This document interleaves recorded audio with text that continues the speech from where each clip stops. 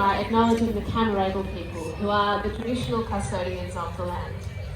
For tens of thousands of years, First Nations people have understood the balance between the land and its wildlife. And so here at Taronga, we feel very honoured and proud to try to follow in these footsteps as shared custodians for the wild. That's right, Jax. And no matter where you're from or where you live, every day there are opportunities to connect with and to see remarkable birds that are all around us. And all you have to do is look up.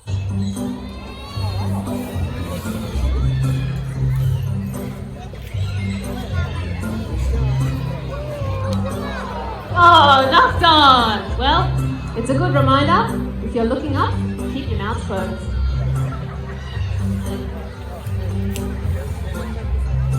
There we go.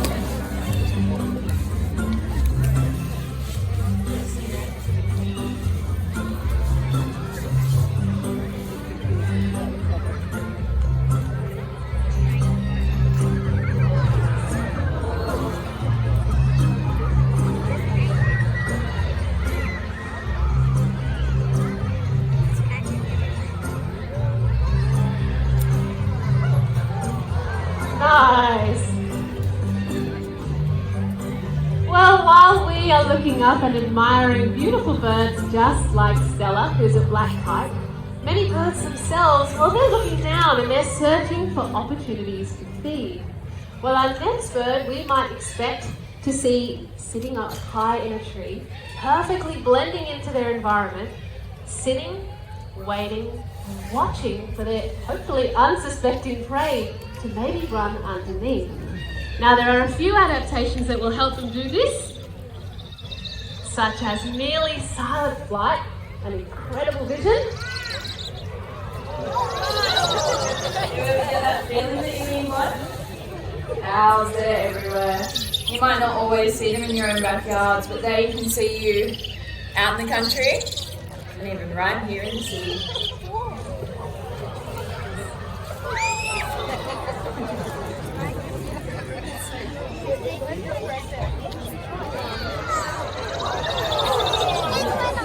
Well everyone, this is Ripley, a barking owl. And barking owls, they will actually hunt during the day. In fact, it's about half the world's species of owls that actually hunt during the daylight. And it's all about what they like to eat. Barking owls, they'll eat other birds. And using her powerful feet, Ripley could take down prey that is even larger than herself.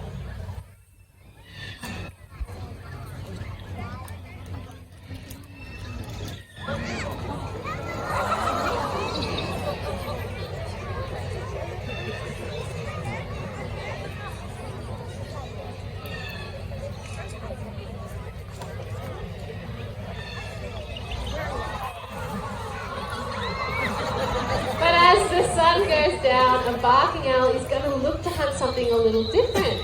Now that might include mice, rats, maybe even something as large as a possum, before returning to a safe branch to rest.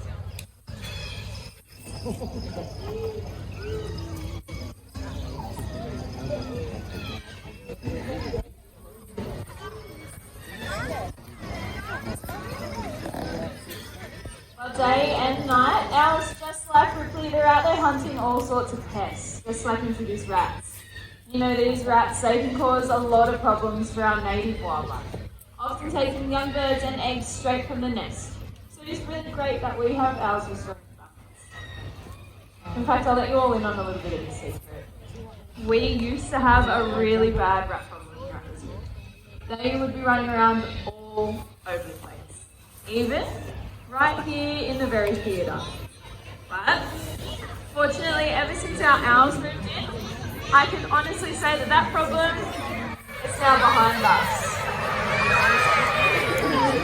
I know, it's exciting, isn't it? I haven't seen a rat in such a long time. Did you? Where? I know, those owls just do such a great job, don't they? You know, a single owl out there in the wild, they could be eating around 1,000 mice and rats in about a year. A pair that's raising chicks, well, they could be eating around 3,000 more. So They're definitely one of the most beneficial neighbours that you could hope for. I couldn't agree more. Thanks, George. I am so relieved that problem is behind us. Well, here in Australia, we are lucky to have 8 different types of owl, but that is actually a very small portion of the over 800 different types of birds that call this country home. Around 50 of these bird species happen to be our parrots, which means that for most of us, all we have to do is take a step outside into our own backyards to really experience the beauty of these birds that is all around us.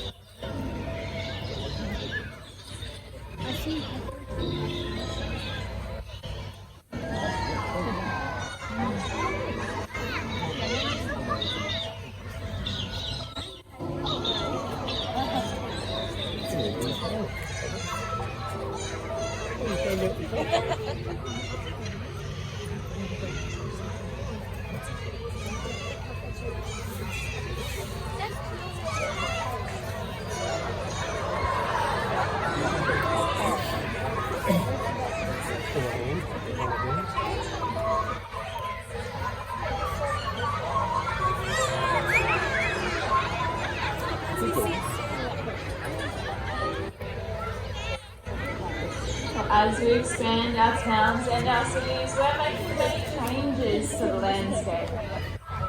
And not all birds can adapt to this design.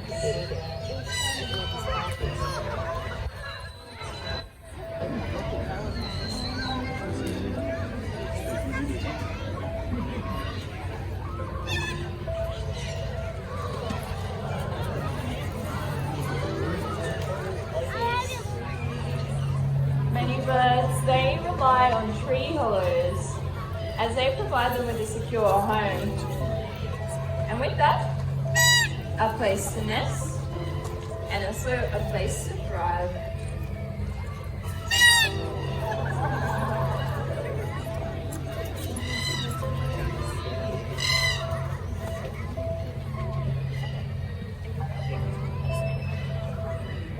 Now, Giri happens to mean very red, and as a red-tailed black cockatoo, this isn't a type of bird that we find in Sydney. That being said, here at Taronga, we are home to many different types of wild plants and animals. In fact, Taronga is habitat. Now, we have 2 volunteers who are going to help us demonstrate that exactly today, and I love your enthusiasm, but we did pick them out before the presentation, so thank you. But they're going to be providing support for another red-tailed black cockatoo. Now, you might be thinking she looks quite different to Kiri, who we just met, and you're right. As a female, Monatoka has that jet black body with yellow flecks, sort of like stars in the night sky. And her tail, instead of that sort of block red colouring, instead it grades from red through to orange and yellow, sort of like a sunset. Go for it.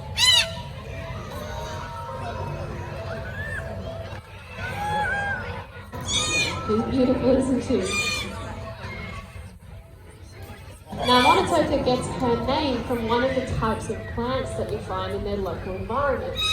And this serves as an important reminder for the role that these birds play.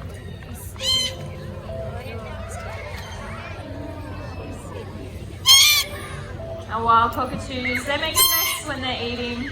They're actually dispersing seeds, potentially helping trees to grow and entire ecosystems to flourish.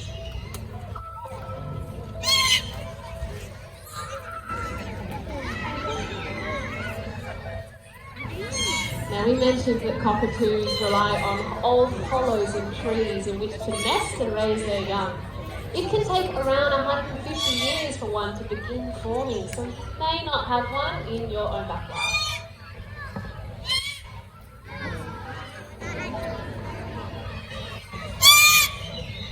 But helping wildlife really does start in your own backyard, and you can provide an artificial nesting box. You can find out how to source and install one just by scanning the QR code that's just at the bottom of the stairs.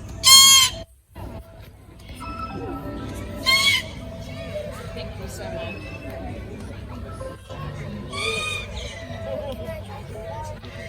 Well, I think Monatoka has done a wonderful job, and so have our volunteers. Thank you so much. Now that is a take-home action, but if you would like to support wildlife while you're visiting, you have an opportunity for that too. We introduced this box around 15 years ago, and in that time, thanks to you, it has raised nearly $500 million.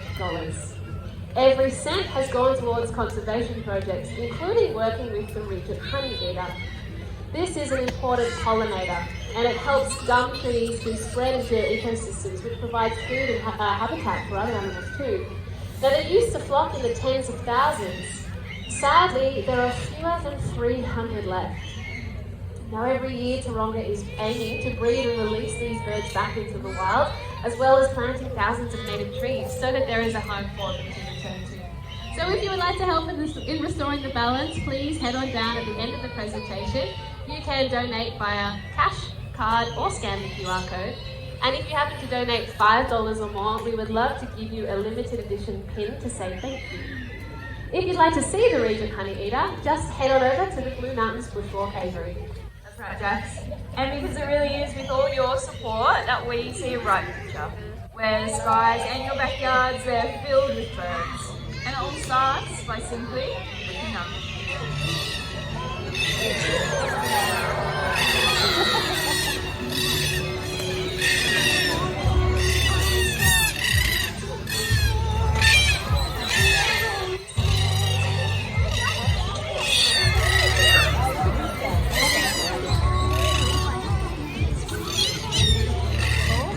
Well, thank you so much for joining us here at Freestyle Birds. We hope you enjoy the rest of your day at Taronga, and we can't wait to see you next time.